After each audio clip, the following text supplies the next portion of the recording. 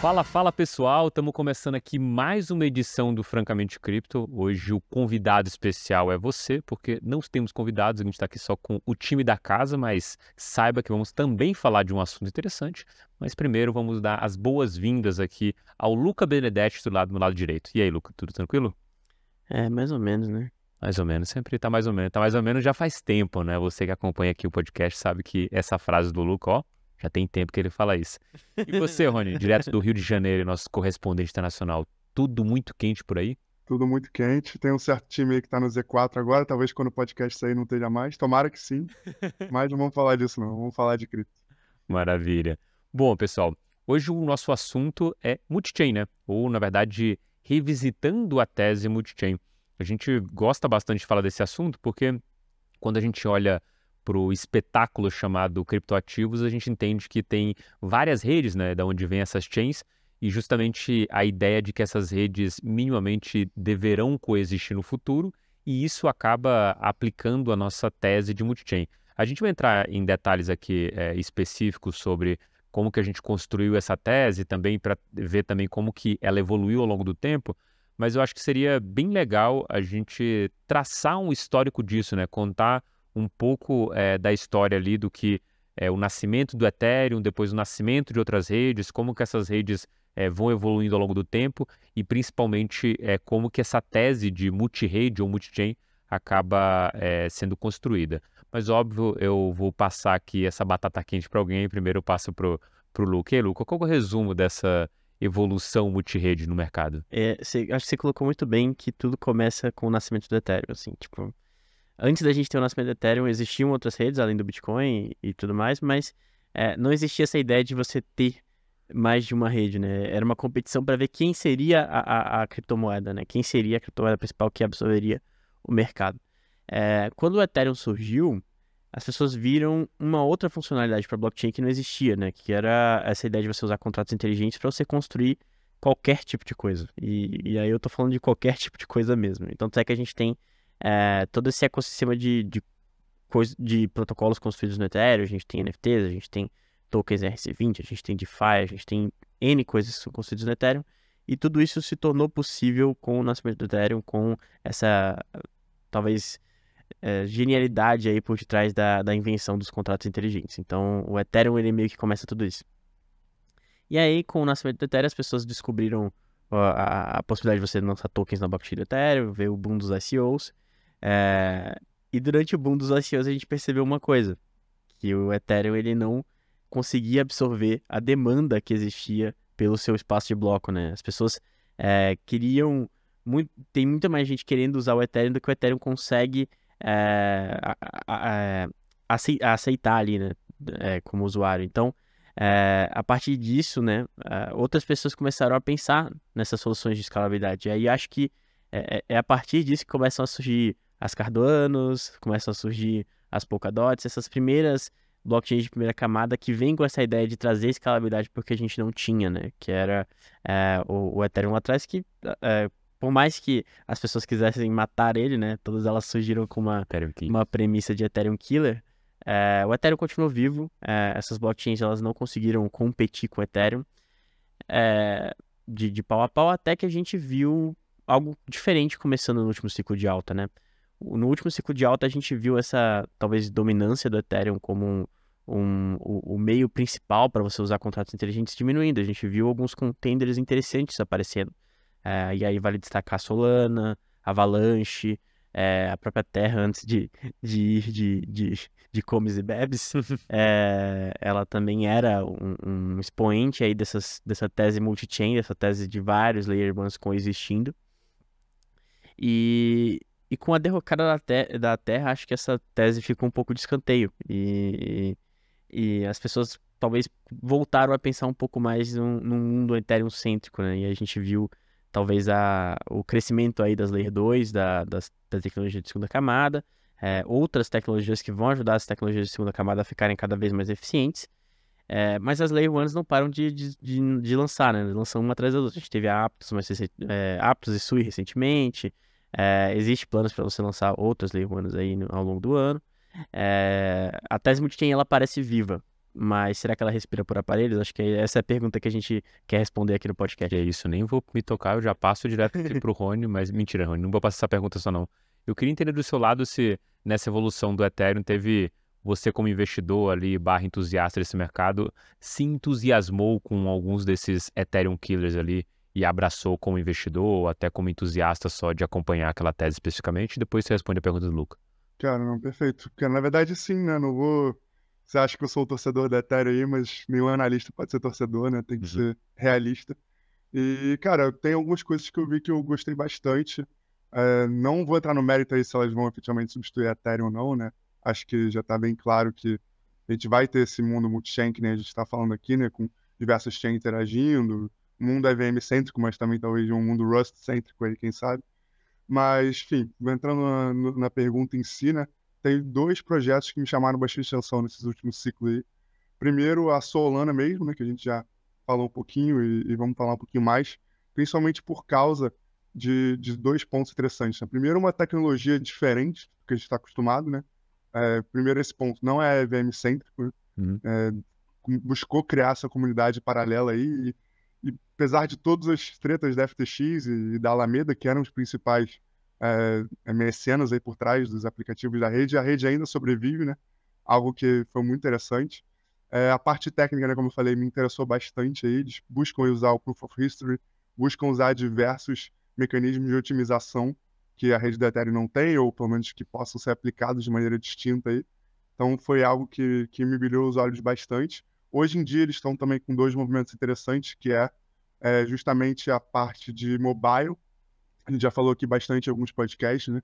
Acho que eles são uma das poucas chains aí que estão focando desenvolvimento para a parte mobile, tanto fazendo o SDK, quanto até mesmo o próprio hardware, como a gente viu agora há pouco, se não me engano, semana passada teve um anúncio aí, né, que os celulares lá da Saga, da Solana, começaram a ser enviados aí para quem fez a pré-compra, e daqui a pouco também vai abrir para o público de modo geral. Eu acho isso uma estratégia muito interessante, porque eu vejo isso como uma fatia de mercado que a Ethereum não está entrando muito a fundo, né? Eu, pelo menos não vejo muita comunidade desenvolvendo focada nisso.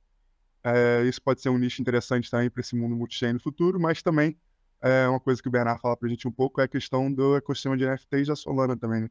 É um dos ecossistemas de NFTs mais utilizados aí, obviamente, depois do da Ethereum. Então, também é interessante ver esse outro nicho aí que eles estão evoluindo. E acho que junto com a parte técnica, principalmente se eles conseguirem resolver os problemas que eles estavam tendo aí nos últimos tempos, de alta e queda e atraso no relógio interno do blockchain lá, no mecanismo que funciona lá, o Proof of History, eu vejo que tem espaço, sim, por exemplo, para uma Solana abocanhar certa parte desse mercado aí também, né?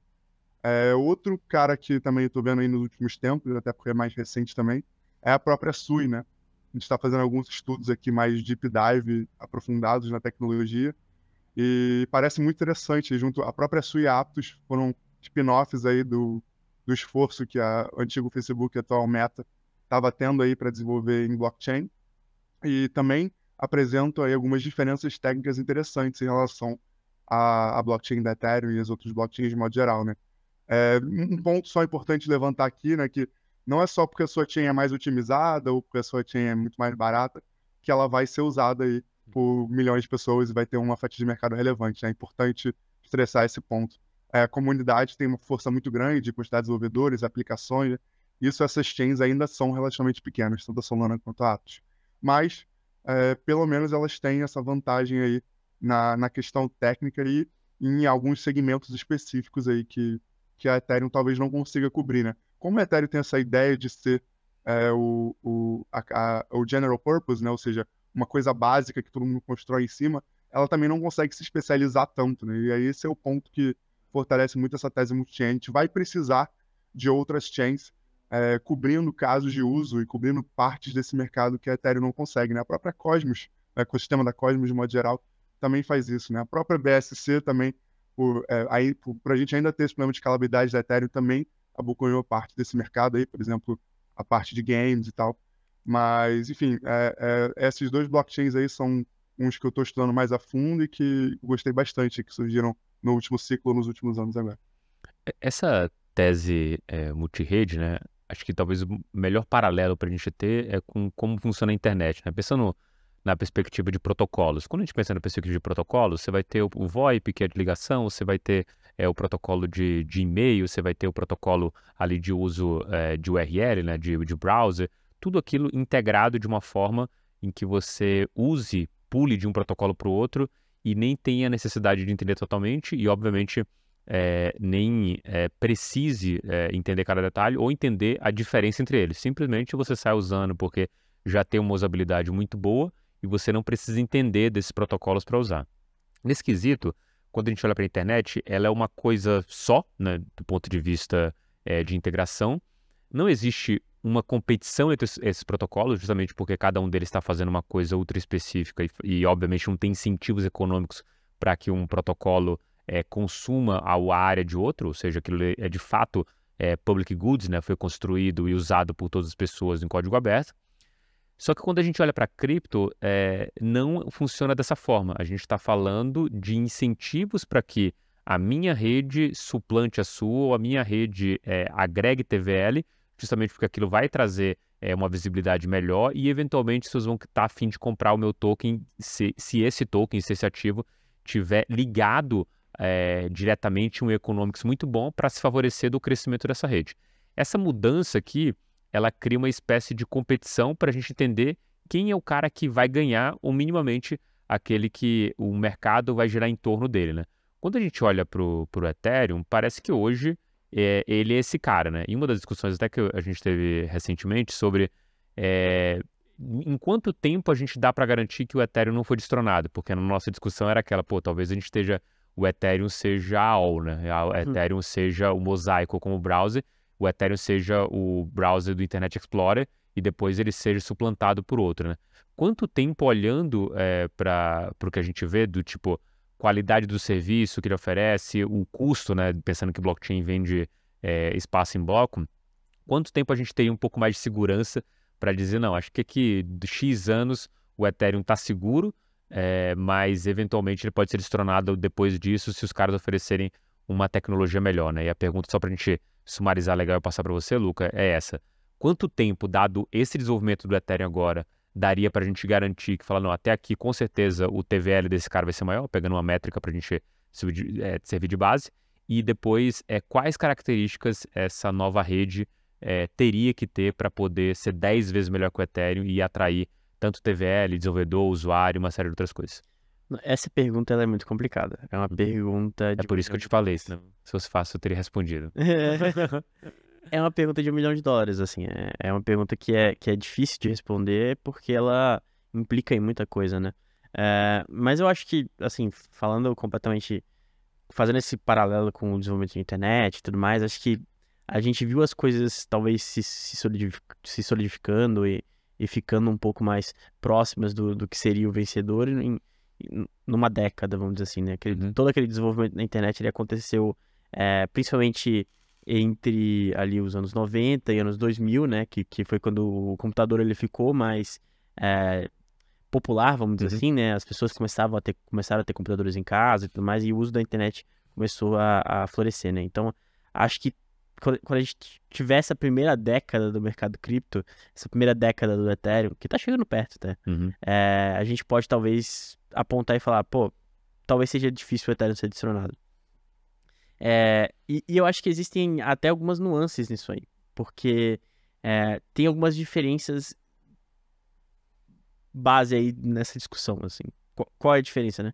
A gente tá falando do Ethereum ser destronado como camada base, ou a gente tá falando do Ethereum ser destronado como um todo, né? Tipo, não vão ser nem as Layer 2 do Ethereum que vão ser utilizadas, né?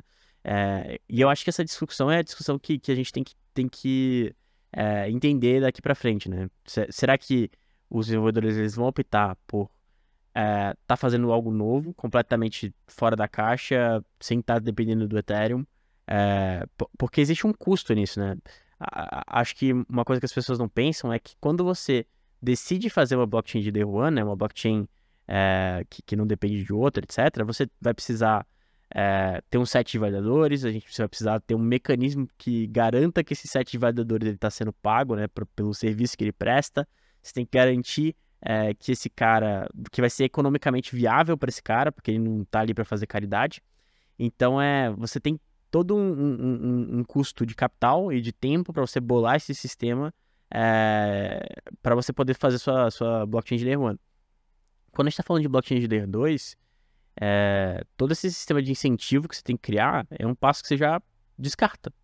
Porque todo esse mecanismo de sistema de incentivo ele tem que ser feito na camada base, e não ali onde você está pensando em desenvolver e tentar algo novo, né? Então, acho que quando a gente pensa daqui para frente, a gente tem que começar a encarar e talvez observar mesmo o comportamento dos desenvolvedores. Será que eles vão pensar em desenvolver numa segunda camada ou eles vão pensar em desenvolver um Layer 1, né?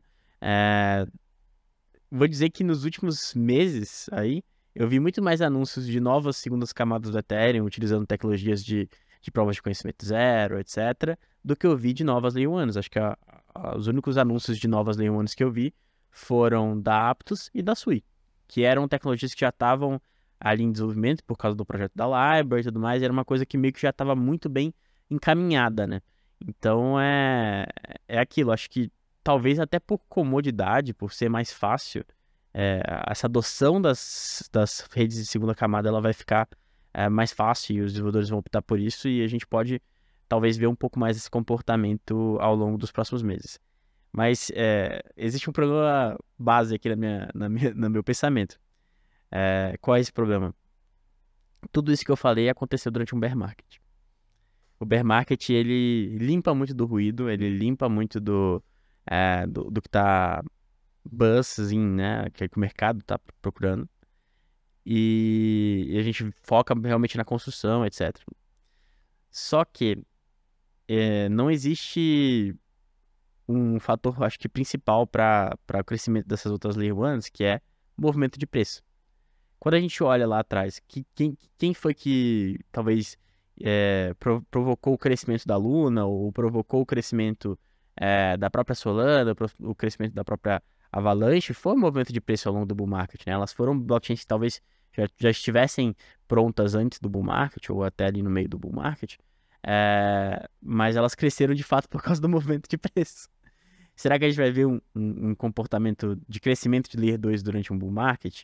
Não sei, acho difícil. Não existe talvez um incentivo para você ver a Layer 2 crescer, né? Ela não depende de um token ali que vai te dar retorno de você apostar no crescimento dela, né? Então, acho que é um pouco difícil responder essa pergunta.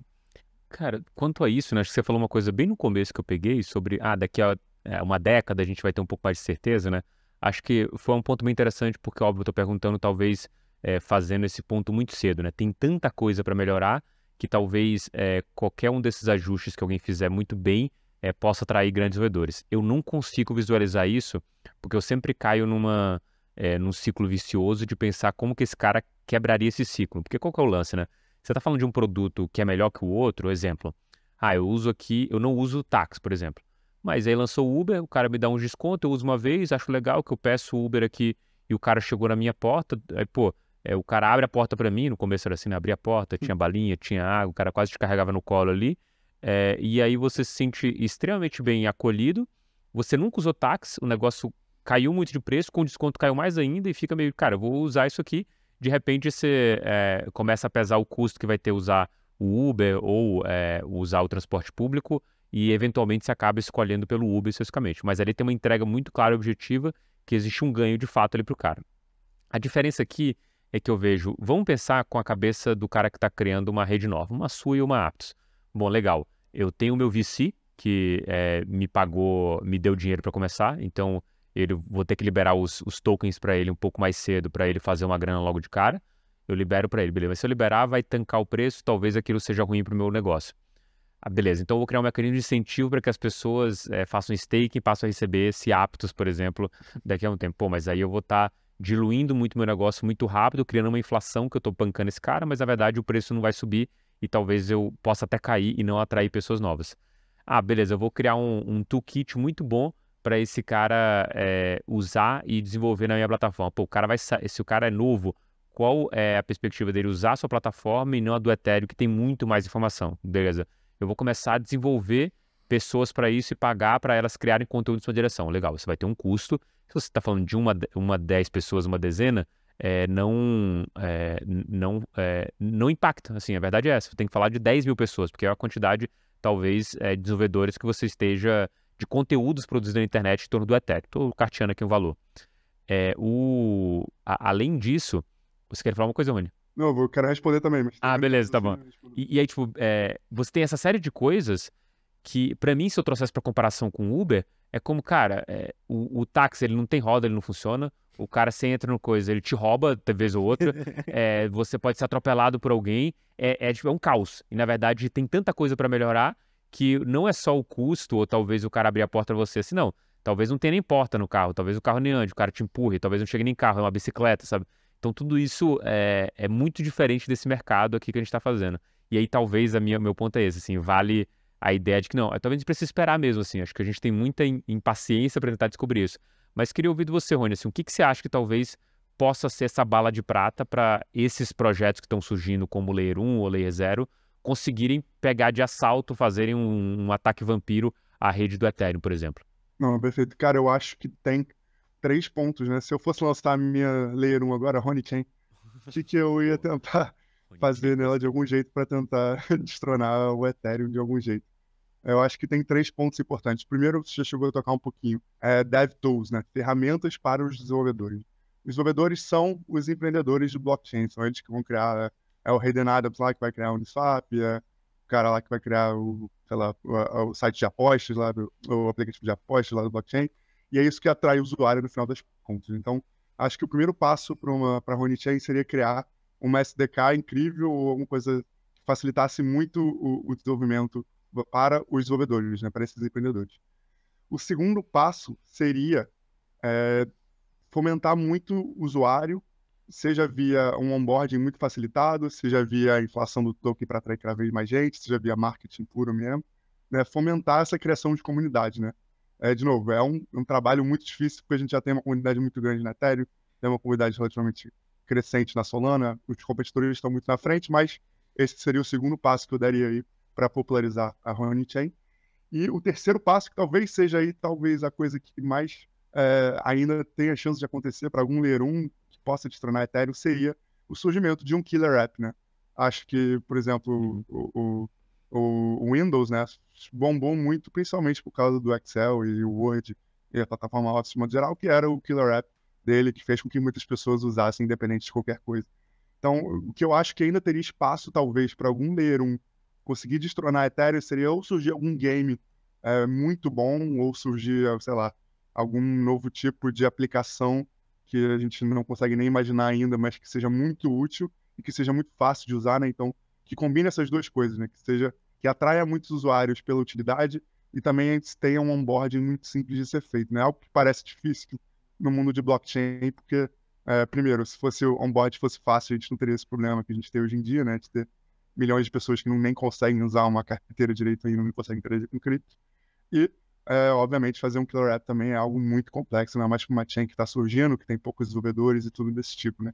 Então, baseado nesse raciocínio aí, eu acho que, probabilisticamente, a chance da Ethereum ser o centro desse mundo multi-chain, dessa tese multi-chain, é muito, muito forte, né? Justamente porque a gente já tem uma comunidade forte, já tem DevTools bem avançadas, talvez ainda falte só um grande killer app ainda, mas, de novo, como a gente tem toda essa comunidade, todos os desenvolvedores, a chance de surgir na Ethereum é muito maior, né? Mas só para finalizar essa pergunta aí também, o Luca falou e eu achei interessante isso também, eu acho que talvez a Ethereum seja assim destronada em termos de quantidade de usuários, número de transações por uma Layer 2, né? Isso eu acredito bastante. Então, só dando um wrap-up, né? Acredito que o mundo vai continuar usando a Ethereum, só que talvez por debaixo dos panos mesmo, né? Justamente por causa desse ponto aí de onboarding, né? O onboarding em Layer 2 vai ser muito mais facilitado do que é na rede principal, primeiro por causa da questão de escalabilidade, né? A gente está vendo nos últimos dias os preços dos principais blockchains estourarem, tanto do Bitcoin quanto da Ethereum, e isso afugenta muito o usuário. A Layer 2, depois aí, por exemplo, do Dencun Fork, vai provavelmente resolver esse problema aí, então isso vai conseguir atrair os usuários. E também o próprio fato da comunidade da Ethereum, a comunidade de modo geral, está muito alinhado com essas soluções de escalabilidade, né? Tanto a nível de protocolo base, né, fazendo atualizações para tornar mais baratas as transações, quanto até mesmo a nível de comunidade, desenvolvendo aplicações aí para os Layer 2 e enfim, e outras ferramentas de desenvolvimento também, que é algo muito importante, como eu falei. Então, acho que no futuro a gente vai ver assim, um mundo AVM-cêntrico ainda, a Ethereum por si só sendo destronada, usuários usando o Layer 2 e postando as provas aí na chain principal. Então, atuando mais como esse arcabouço base, assim, né? Esse framework básico para outras chains, mas a galera mesmo usando aí Arbitrum, Optimism, algum rollup de ZK, e aí a gente atingindo esse grande número de usuários que a gente está pensando baseado nisso. Queria rebater uma coisa. Ixi, Rony, porrada, vai lá, vamos lá. Vamos lá. Adoro isso aí, hein? Não, Vai falar de account abstraction, né? Não. Beleza, tá bom, então pode seguir.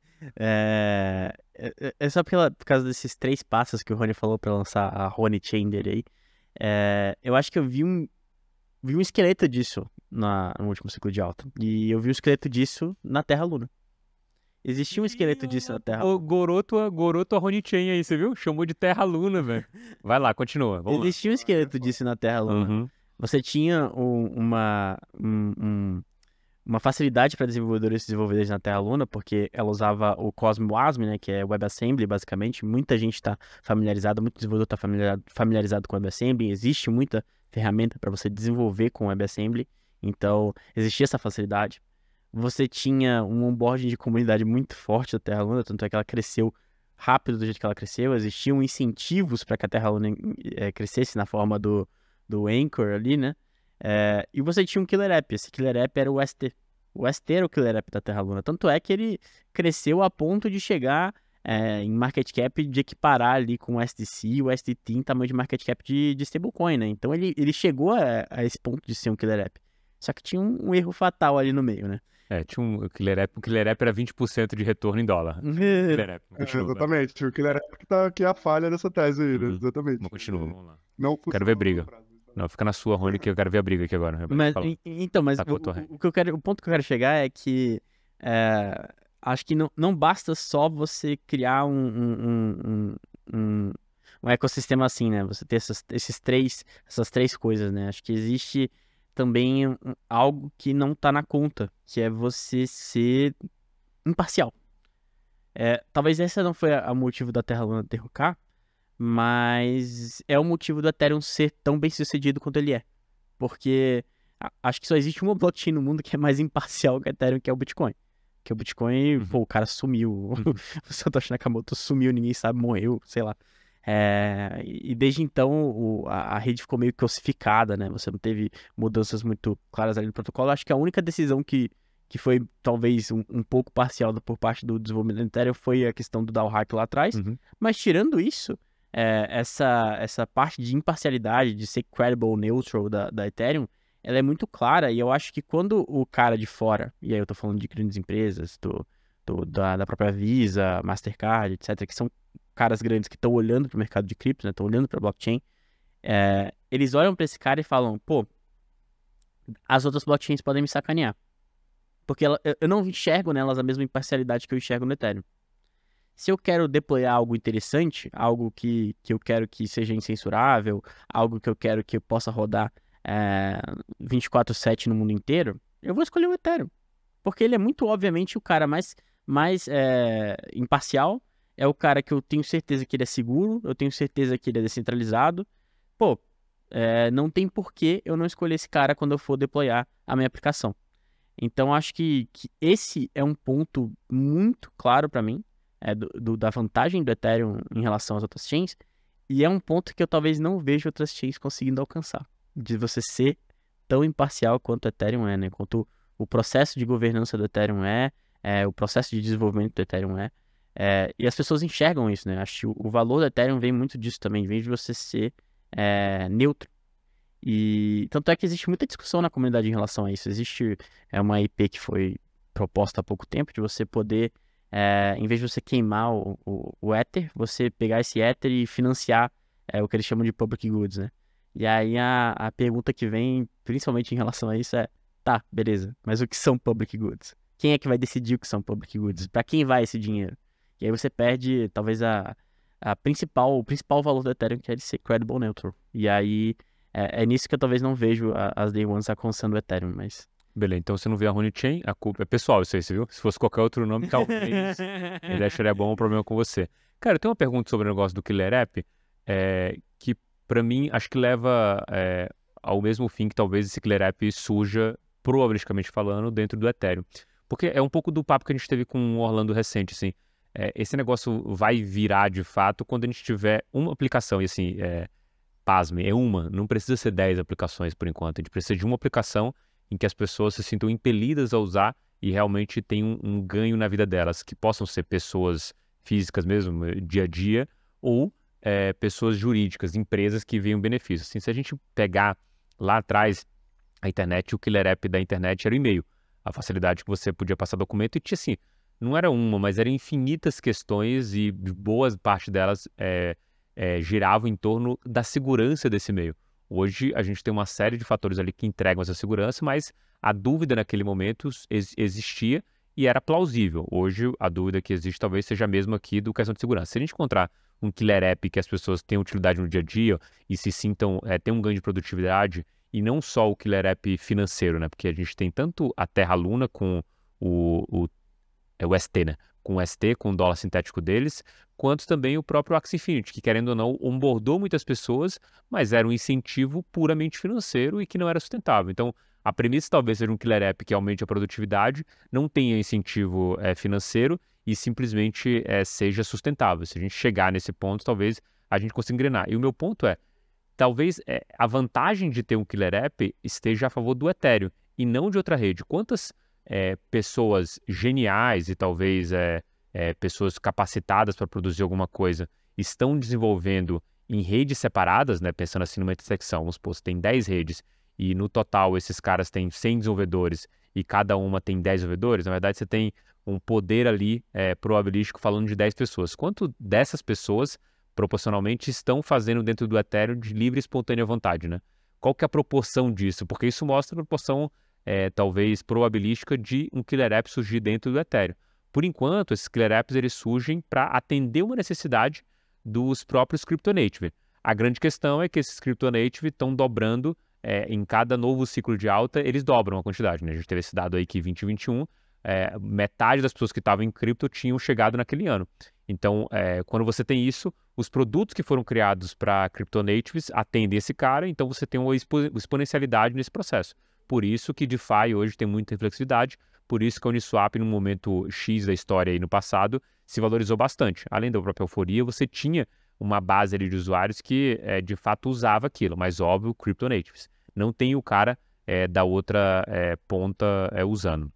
E aí, talvez, antes da gente entrar nesse papo aqui que eu queria reviver para não desmerecer o trabalho do Luca aqui, que fez uma pauta mostrando isso, da gente reviver a evolução da tese multi-chain depois e antes da queda da Terra Luna, eu queria só endereçar essa pergunta depois desse gigantesco preâmbulo, que qual que é a visão de vocês sobre esse cenário específico, assim? A gente está falando de uma tecnologia que está se desenvolvendo, uma tecnologia que não está pronta, a gente está falando de uma série de desafiantes ali que estão barbarian to the gates, né? Estão próximos ali, querendo derrubar o Ethereum, mas esses caras só têm chance num bull market em que a euforia se junta com o fundamento e a indústria memética acaba produzindo esses caras que se valorizam bastante. Nesse ponto, qual que é a visão de vocês sobre esse cenário? Esses caras que estão hoje disputando ali com o Ethereum vão ter um segundo round? Ou talvez Aptos e Sui tenham a sua chance? Ou na verdade já chegaram muito tarde, vai demorar mais que um ciclo para esses caras aparecerem no mercado de fato? Rony, você aí. Cara, eu acho que esses caras têm uma chance não de destronar a Ethereum, mas de abocanhar parte do market share, né? Justamente compondo esse mundo multi-chain, né? Por exemplo, vamos dizer que na Solana, né, que tem uma rede com taxa muito baixa, a gente tem um killer app na forma de um game, né? Algo que é possível de acontecer, né? Se resolverem também os problemas técnicos da rede. Eu acho que isso vai dar um market share bem maior para a Solana e cada rede pode atingir esse caso de uso ou esse público que ela tá mirando, né? Mas eu não acho que isso seja o bastante, assim, para você destronar a Ethereum, né? Como eu falei, no princípio eu acredito nesses 3 pontos. Não só o Killer App sozinho, mas também outras coisas que precisam dar suporte a chain, principalmente essa questão da comunidade do onboarding facilitado. Então, acho que é bem difícil aí para um protocolo novo e diria que esses caras aí chegaram tarde demais, sim, para conseguir destronar a Ethereum, não para conseguir uma porcentagem razoável do market share. Bom, pensar um pouco. Eu acho que talvez... Eu discordo com o Rony com a questão de destronar. Eu acho que isso não é possível. É ataque direto a Rony Chain aí, hein? Não, eu acho que destronar o Ethereum é possível, sem nenhum... Mas com espaço de tempo maior, talvez. Um Beleza. espaço de tempo bem maior. Beleza, Um espaço de concordo. tempo muito mais dilatado do que a gente está pensando pro próximo ciclo. Acho que, pensando num espaço de tempo de, sei lá, 30, 20 anos, Uhum. pô, acho bem possível. Inclusive. A gente vai estar tudo morto já, então beleza. Daqui a 20, 30 anos, tá maluco? Ou não, né? No longo prazo estamos todos mortos, eu gosto dessa frase. Mas o que eu quero dizer aqui é que eu não acho que é impossível que isso aconteça num espaço de tempo talvez um pouco mais dilatado. No próximo ciclo, acho impossível. Uhum. O Ethereum, ele tem, como a gente pontuou aqui, várias coisas que as outras redes não têm e que é muito custoso de você construir. E acho que o principal ponto, que é mais custoso de você desconstruir, é a questão da imparcialidade que eu toquei aqui, né?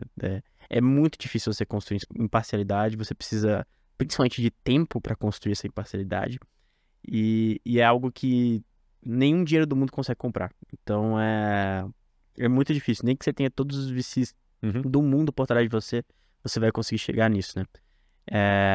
Mas eu acho que o Ethereum ele ainda está muito na frente desse negócio de você conseguir criar um killer app. E eu acho que talvez a gente não tenha que esperar muito para isso começar a acontecer, sabe? Existe um interesse muito grande das empresas, principalmente do mercado financeiro, de você começar a construir ali dentro do blockchain. Existe um esforço aí do JP Morgan, dos bancos americanos. Existe um esforço principalmente de Visa e Mastercard, que estão muito de olho em blockchain. E eu acho que, assim, completamente possível profetizar aqui. E lá vem. É completamente possível de no próximo ciclo a gente ver Visa, Mastercard se juntando com alguma stablecoin, pode ser a própria USDC, para lançar um sistema de pagamentos internacionais utilizando blockchain. Porque para eles é ganho de eficiência absurdo. Você poder usar blockchain para poder talvez não ter que utilizar o sistema bancário, que envolve muita taxa para você fazer esse tipo de transação internacional. Cara, para eles vai ser um ganho de eficiência absurdo. Você vai poder oferecer menos taxa para o seu cliente. Cara, acho que é algo muito possível. E pode ser que eles construam até um próprio roll-up para isso, né? Você faz um roll-up ali, porque você vai poder oferecer taxas mais baratas, você não vai competir com toda a atividade da mainnet, que é uma coisa complicada, ainda mais porque existem febres do nada, de um dia para o outro. Existe uma febre e a taxa da rede vai lá em cima. O Elon Musk tweeta alguma coisa e a taxa de gas sobe. Então, acho muito possível que eles possam criar algo do tipo, né? Você cria uma solução de segunda camada, você faz uma parceria com alguém que mexe com stablecoin, e aí você pode ser a própria Circle, pode ser, enfim, a Paxos, qualquer outra empresa que mexe com isso aí, e você cria aquele railway para pagamentos. Cara, para mim isso é um killer app muito claro. E a partir do momento que você oferece uma taxa mais baixa para o cliente, ele não tá nem aí, ele não quer nem saber se o pagamento dele tá vindo via blockchain, se tá vindo via Swift, tá vindo via o que for, sabe? Se for mais barato, o cara vai usar. E aí, a partir disso, você começa a ver isso se popularizando, sabe? As pessoas, se a Visa faz isso, a Mastercard vai ter que fazer isso também. Então, acho que é por aí. Já temos, Giovanni, já anota aí que é teses para 2024 aí. O Lucas já profetizou uma aqui. 24 teses para 2024. Cara, a gente queria, assim, você já citou um pouco lá da derrocada da Terra, e a gente tem aqui o estudo que você puxou sobre como se comportou essa divisão, né, de TVL por meio dessas chains, né, inclusive incluindo basicamente tudo aqui que a gente pode chamar de rede de contrato inteligente ou até, de alguma forma, uma rede similar ali ao Ethereum, né? O que a gente viu aqui, talvez seria minha expectativa mesmo, é que o principal campeão depois da derrocada da Terra foi o Ethereum. Então, meio que um flight to quality de fato, né? Só que o que a gente puxa aqui é que, na verdade, o Ethereum deu a dobradinha, como se tivesse uma escuderia aqui de Fórmula 1, tivesse o piloto 2, e o piloto 2 também foi o grande campeão dessa derrocada até a Luna, que, para mim, acho que em pontos percentuais aqui, foi um dos caras que mais ganhou, que foi árbitro, né? Saiu de 1% para 5 pontos percentuais.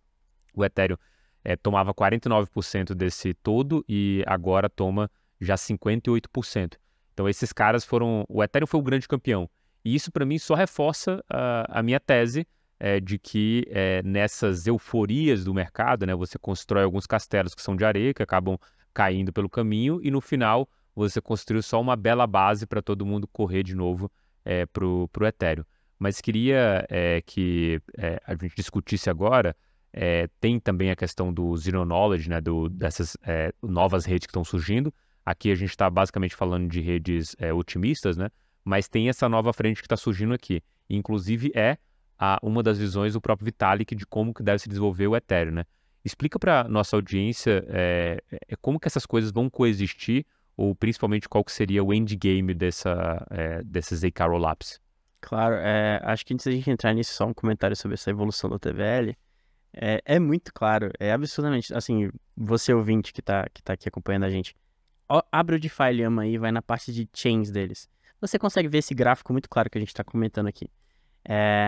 Essa evolução do TVL, ela tem um crescendo ali das chains de Layer 1, e aí eu posso destacar principalmente a Solana, a Avalanche, a própria Terra, até o momento da derrocada da Terra Luna. Quando vem a derrocada da Terra Luna, aquele sentimento de, putz, vou tirar meu dinheiro de todas essas blockchains de Layer 1 agora e vou ficar só no Ethereum, é muito grande. E acontece de fato essa fuga de capital. A galera sai muito da Terra Luna, sai completamente da Terra Luna, sai completamente completamente não, mas com muita força da Avalanche, com muita força da Solana, e voltam para Ethereum. E aí, enquanto isso estava acontecendo, esse movimento talvez de saída das Layer 1 e de diminuição da atividade em geral, né? Porque você tinha uma atividade muito forte nessas blockchains. Essa atividade ela começa a ficar mais morna, e ao mesmo tempo em que essa atividade fica mais morna, você tinha o começo de grandes entregas desse ecossistema de Layer 2. Você tinha a Arbitrum pronta ali para receber novos usuários, você tinha a Optimism pronta para receber novos usuários, você tinha toda essa questão da tecnologia de Zero Knowledge amadurecendo para que a gente pudesse começar a ver os primeiros Zero Knowledge Rollups saindo agora. Então parece que foi a tempestade perfeita para que a Ethereum pudesse capturar de novo essa fatia de mercado, né? Você teve a questão da Terra Luna, você teve a questão da FTX, tudo isso prejudicou muito Solana, Avalanche e a própria Terra, né, obviamente, e fortaleceram a tese da Ethereum, fortaleceram essa imparcialidade da Ethereum, fortaleceram as pessoas que estão construindo na Ethereum, e isso empurrou essa concentração do TVL de volta para a Ethereum, de volta para essas blockchains de Layer 2 também, né? Então, acho que principalmente a Arbitrum cresceu bastante, existe um ecossistema muito vibrante na Arbitrum, e a Optimism cresceu, mas também cresceu menos, né? Acho que um dos fatores que dá para atribuir para esse crescimento talvez um pouco menor é que a Optimism, quando começou, ela começou com um modelo permissionado, né? Não era todo mundo que podia desenvolver no blockchain e tudo mais, e talvez isso tenha desacelerado um pouco a adoção, né? Quando você olha para a Arbitrum, foi o contrário. A Arbitrum, quando lançou, qualquer um poderia desenvolver ali dentro, né? E aí isso criou um senso de comunidade em volta da Arbitrum. Você teve algumas aplicações que cresceram ali dentro que acabaram acumulando grande capital, e aí eu posso citar a GMX. Você tem todos esses protocolos que são nativos da Arbitrum, começaram a captar desenvolvedores e começaram a captar usuários e capital, e cresceram e criaram um ecossistema ali em volta. Então, é interessante ver isso, muito interessante ver isso, porque se você pega e olha no snapshot, você vai ver que antes da derrocada da Luna, a Avalanche tinha 5%, e depois da derrocada da Luna, quem tem 5% do TVL é a Arbitrum. Uhum. Existe essa troca muito clara de onde o usuário está. Obviamente que tem alguns mecanismos de incentivos que talvez mascarem um pouco esses números, né? A gente teve o airdrop da Optimism, a gente teve o airdrop da Arbitrum, que era uma coisa que já estava muito especulada de acontecer. Mas eu acho que existe também essa questão de você estar onde as pessoas estão, né? Onde a atividade está acontecendo, e a atividade começou a migrar para essas blockchains de segunda camada. Legal. Cara, sobre uma coisa que me vem na cabeça na tese multichain é que, assim, você tem uma ideia de que blockchain, cripto de modo geral, atinja uma onipresença, né? Você está em todo lugar, que é a mesma lógica da internet. Você não se conecta mais, né, na ideia de que, eu vou entrar na internet. Você simplesmente já está, a todo momento você está conectado. Essa onipresença de cripto aconteceria e vai acontecer em algum momento lá na frente, e isso, quando acontecer, precisa, óbvio, ter se consertado um problema muito claro que a gente tem hoje, que é essa fragmentação, né? Não é fácil você migrar de uma rede para outra, e hoje o próprio Vitalik define isso, a gente já teve casos disso, não é seguro. Se você está falando de uma possibilidade de fazer o trave de um saque de um dinheiro numa rede e emitir ali um rapid dele em outra rede, você está ali na sua... Quanto mais mudança você faz, né, de rede, mais vulnerável você está, porque cada mudança dessa que você fez, você, na verdade, não levou o ativo em si, você levou um vale dele, dizendo que você pode pegar o dinheiro de volta. E isso é basicamente o que a gente já viu acontecer no passado, eles simplesmente atacarem aquele tesouro pontual ali, tô falando tanto do ponto de vista digital, né, como acontece com hackers, quanto do ponto de vista físico, né? O governo te emite ali uma nota dizendo que você tem aquele dinheiro em onças de ouro, e de repente ele não tem mais as onças de ouro porque você não conseguiu verificar. Hoje você ainda pode verificar, mas o problema de fato é que se alguém atacar e tiver hackeado aquela ponte, aquela bridge, já era. E nesse quesito é tudo fragmentado e não de alguma forma integrado, né? E essa integração é uma coisa que a gente vai ter que resolver. A gente tem algumas discussões quanto a isso, mas queria que você, Rony, se puder trazer alguns exemplos de possibilidade, de estudos aqui que a gente tem nessa direção para que essas coisas sejam resolvidas e a gente não tenha mais esse honeypot que são as bridges e que foram alvos gigantescos ali de ataque no ciclo passado. Perfeito. Esse problema da interoperabilidade, né, é algo que já é discutido há muito tempo também e é realmente um dos maiores desafios aí, dessa tese multi-chain, né? De novo, existem diversos tipos de solução que a gente pode ter para isso, né, desde as menos seguras, como você comentou, até algumas mais seguras em que você não precisa transferir o ativo, né? Você só manda uma mensagem em outra chain, já minta na outra chain. Isso talvez começasse a resolver esse problema da interoperabilidade. Outra ideia também interessante são os próprios ecossistemas de blockchain, né? Como, por exemplo, o caso do ecossistema da Cosmos, ecossistema da Polkadot, em que eles já são totalmente integráveis entre si, seja via IBC, seja via Parachain, seja via o nome que você queira chamar, do que você quiser. Mas essa ideia de interoperabilidade é um fator fundamental, né? Vai ser um fator fundamental para a gente poder ter o mundo multi-chain. Porque é exatamente como você falou, né? O usuário final, ele não vai estar nem aí se ele vai estar usando Arbitrum, se ele vai estar usando Ethereum, se ele vai estar usando Optimism, se ele vai estar usando Osmosis, qualquer coisa. Ele vai querer poder, primeiro, pagar taxas baixas, né? Isso a gente provavelmente vai resolver em breve, mas também poder movimentar o capital dele conforme for necessário, né? Conforme as oportunidades que são abertas para ele, né? Então, eu acho que, enfim, existem diversas tecnologias para resolver isso. Não sei qual vai ser a campeã, mas eu sei que alguma vai sair no final campeã, com certeza. Talvez essas que você tenha menos necessidade de travar ativo e emitir outro ativo. Talvez essas que você possa simplesmente mandar mensagens entre as chains e aí botar o débito de uma na outra e botar o ativo de uma na outra. Eu vejo uma solução por aí, mas, de novo, isso é necessário, né, para a gente ter esse mundo multi-chain. E está sendo desenvolvido, né, esse é o ponto. Maravilha. Quer comentar alguma coisa, Diogo? Não, só queria comentar que essa questão da interoperabilidade, ela pode também, talvez, perder relevância com o tempo, né? A gente está imaginando aqui um mundo que fique menos multi-chain, vamos dizer assim, Uhum. porque essa foi a tendência dos últimos meses, a gente viu o Layer 1 decaindo e Layer 2 crescendo. Será que a gente vai ter importância para a interoperabilidade? Não sei. Porque se todo mundo conversa a mesma língua, a interoperabilidade seria native porque tá todo mundo EVM compatível, né? Em alguma instância. Não só isso, mas tá todo mundo ali no Ethereum, né? Então você consegue, talvez, criar bridges mais seguras, você consegue fazer coisas do tipo, né? Então a linguagem é a mesma, né? Exatamente. Você consegue falar a mesma língua. Pode falar onde? Eu acho que tem alguns pontos aí. Eu não acredito que a gente vai estar 100% na Ethereum também, né? Primeiro, por causa do blockchain do Bitcoin. Aqui, briga. Vai lá, Rony, desculpa, eu não posso perder essa oportunidade, tá? Vai lá.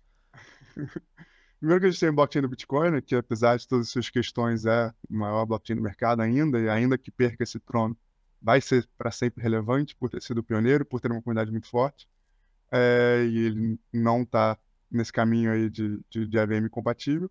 E eu acho também que a gente tem esses outros blockchains, tipo Solana, que buscam aí também alternativas a esse mundo AVM cêntrico. Então, cara, eu não vejo esse plano da interoperabilidade acabando assim, né? Eu acho sim que ele ainda vai existir e ele vai ter que ser resolvido, sim. Maravilha, pessoal. Acho que temos um episódio aqui, mas antes da gente finalizar, vamos para a nossa mineração da semana. Eu já escolhi, não vou deixar essa boa para vocês aqui, eu quero mais que vocês falem sobre o que eu escolhi. A gente tem um relatório no blog do MB sobre soluções de segunda camada, né? Um relatório que estou aqui com os dois autores, vocês fizeram juntos, queria que desse uma palhinha aí do que o nosso ouvinte aí, /telespectador, pode encontrar nesse relatório aí da mineração da semana. Rony, começa você. Cara, lá a gente fez um resumo bem grande aí dos principais rollups aí da rede da Ethereum. Então você vai encontrar informação resumida aí de tudo, desde Arbitrum, Optimism, até diversos rollups de ZK. A gente também explica um pouquinho como funcionam essas tecnologias, né? Tanto a tecnologia de conhecimento zero, que é usada pelos rollups de ZK, quanto a tecnologia otimista, aí, que é usada aí pelos maiores rollups da atualidade, né? Arbitrum, Optimism e alguns outros também. E a gente fala até de algumas aplicações também. Então é bem interessante aí, desde você que está querendo aprender, entender a parte técnica de como funciona na prática, né? Até você que só quer entender como é que funciona as transações, por que são mais baratas. Vale a pena dar uma olhada nesse relatório aí lá no nosso blog. E sempre dizer também que qualquer dúvida vocês podem mandar para a gente no Discord, né? A gente tem o Discord da comunidade MB, que a gente está lá. Então, se eu fosse o ouvinte aí, eu pararia tudo, começaria a ler o report e qualquer dúvida mandar para a gente diretamente para os autores aí, que a gente tira a tua dúvida. Boa. Algo mais?